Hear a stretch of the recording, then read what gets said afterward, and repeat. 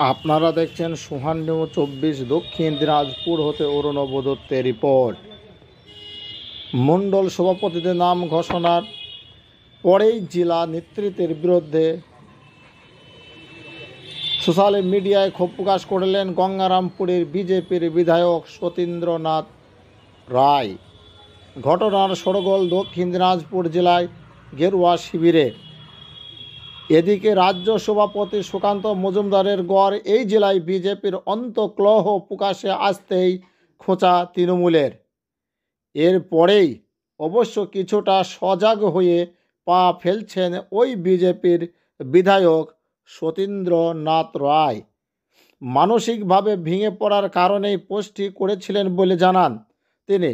তবে সোশ্যাল মিডিয়ায় করা ঠিক হয়নি বলে দুঃখ প্রকাশ করেছেন বিধায়ক সতীন্দ্রনাথ রায়।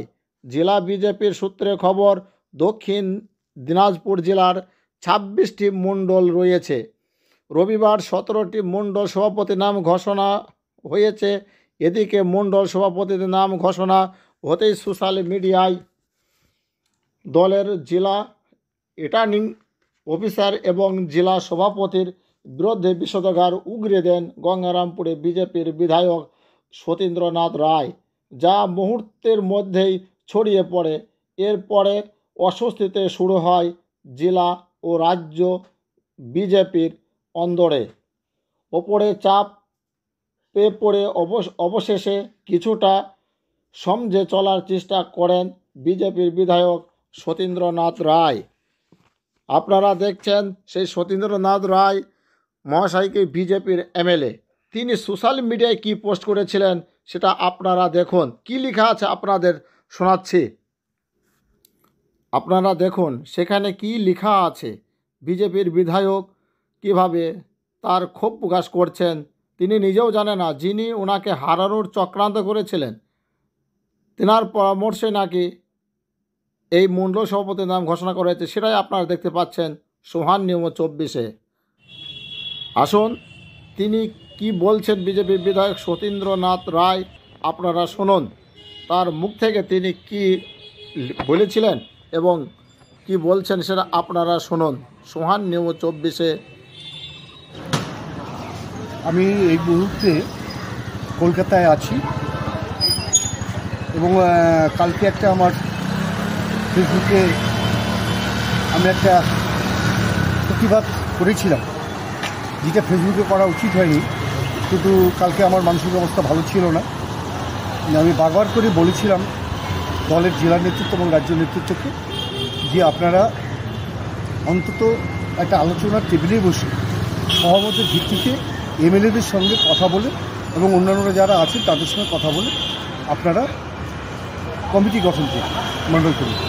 কিন্তু আমি লক্ষ্য করে দেখলাম আমার গঙ্গারামপুর বিধানসভায় আমি যেভাবে অনুরোধ করছিলাম, মানে যারা আমার গত 21 সালে বিধানসভায় ভোট কম দিয়েছে, যারা পঞ্চায়েত নির্বাচনে ভোট কম পেয়েছে, যারা লোকসভা নির্বাচনে সুকান্ত মজুমদারকে ভোট কম দিয়েছে, ঠিক তাদেরকেই আবার একটা কোনো চক্র দায়িত্ব দেওয়ার চেষ্টা করলো এবং তাদেরকে দায়িত্ব দিল। আমি এই জায়গাটা বলছি যে অন্যজন কেউ যারা ভালো ইলেকশনটা করুক, কারণ 3টা ইলেকশন ওরা ব্যর্থ, 21 সাল, তারপরে পঞ্চায়েত এবং তারপর সুকান্ত মজুমদার ইলেকশন, লোকসভা, 3টা নির্বাচনে ওরা ঠিকমতো কাজ করতে পারে। আর আমরা কেন সহমতের ভিত্তিতে একটা টেবিলে বসে আমরা কেন আমাদের মণ্ডল কমিটিগুলো করতে পারছি না? অসুবিধা কোথায়? যদি এমএলএদের সঙ্গে বসে পাশে বসে যদি আমরা সবাই মিলে জেলা কমিটি অন্যান্য ডিআরও যারা আছেন যদি বসে একসঙ্গে আমরা করি, অসুবিধা কোথায়? কী কারণে অসুবিধা হচ্ছে আমি এই প্রশ্নটা তুলছিলাম, যার ফলে দলের ক্ষতি হচ্ছে।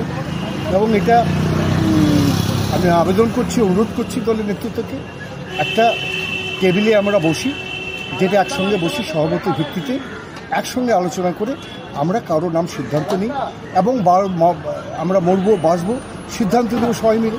কেউ একজনের বিপক্ষে করছে এবং দুর্ভাগ্যের বিষয় যারা আমার বিধানসভা নির্বাচনের বিরোধিতা করছিল প্রায় অনেকেই, যারা পঞ্চায়েতে ভালো রেজাল্ট করেনি, যারা লোকসভায় ভালো রেজাল্ট করেনি সুকান্ত মজুমদারের, আবার তাদেরকে উল্টে পেটে যাকে আমি চিনি না, যাকে আমি কোনোদিন দেখিনি, তাকে দায়িত্ব দেওয়া হয়েছে। কেন এমএলএর জানার অধিকার নেই? আজকে পশ্চিমবাংলায় আমার বিধানসভায় অনেকগুলো এমএলএর সঙ্গে কথা হলো, বহু এমএলএ। আমি আমার মাননীয় বিরোধী দলনেতা তাকে আমি অভিযোগ করলাম এটা ঠিক হচ্ছে না, সহমতের ভিত্তিতে টেবিলে আলোচনা করে কমিটি ঘোষণা করা হোক, যা হচ্ছে ঠিক হচ্ছে না। উনি বললেন হ্যাঁ আপনি সঠিক বলছেন, এইভাবেই করা হোক, কিন্তু হচ্ছে না। এবং অনেক এমএলএর সঙ্গে কথা বললাম, অনেক 90% এমএলএ সবাই একই কথা বলছে, আমাদের সঙ্গে কোনো আলোচনা করে হচ্ছে না। আমরা জানতে পারছি না কীভাবে চলছে, কেন এটা হচ্ছে। এটা কি দলকে সমৃদ্ধ করবে? আমি মনে করি না এটা দলকে সমৃদ্ধ করবে। দলকে সমৃদ্ধ করলে একসঙ্গে বসে আলোচনা করে সিদ্ধান্ত নিতে হবে, এটাই আমার বলার। এই জন্যই কালকে আমি ওই ভিডিও পোস্টটা কালকে আমার ফেসবুক পোস্টটা আমি করছি।